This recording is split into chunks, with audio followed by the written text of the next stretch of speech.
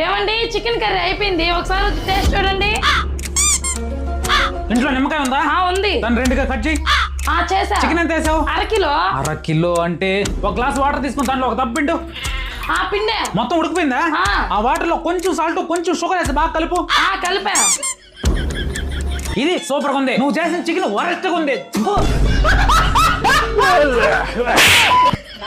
ఈ ఆడవాళ్ళకి పొరపాటున బాగుందంటే చాలు రోజు దాన్నే చేసి చంపుతారు. కొన్ని బాగలేదని చెప్తే ఇలా కొడతారు. అసలు ఎట్ట చేసేవా దేవుడు ఈ ఆడవాళ్ళనే?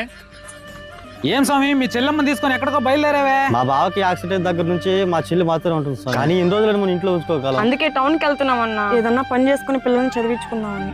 ఏమైందమ్మా వాళ్ళ హస్బెండ్ కి? డ్యూటీ నుంచి వస్తుంటే యాక్సిడెంట్ అయింది నాయన. చిన్న పిల్లకాయలు ఎలా బతుకుతారో ఏమో. నువ్వు కూడా జాగ్రత్త రా, బండి మీద పెట్టినప్పుడు చూసుకొని వెళ్ళు. ఎంత చూసి వెళ్ళినా చావు ఎప్పుడు చెప్పరాదు కదా నాన్న. అలా అనుకో, మన జాగ్రత్త మంది. ముందు జాగ్రత్తనే. నా పిల్లలు రోడ్డును పడకుండా టర్మ్ ఇన్సూరెన్స్ తీసుకున్నా. అవన్నీ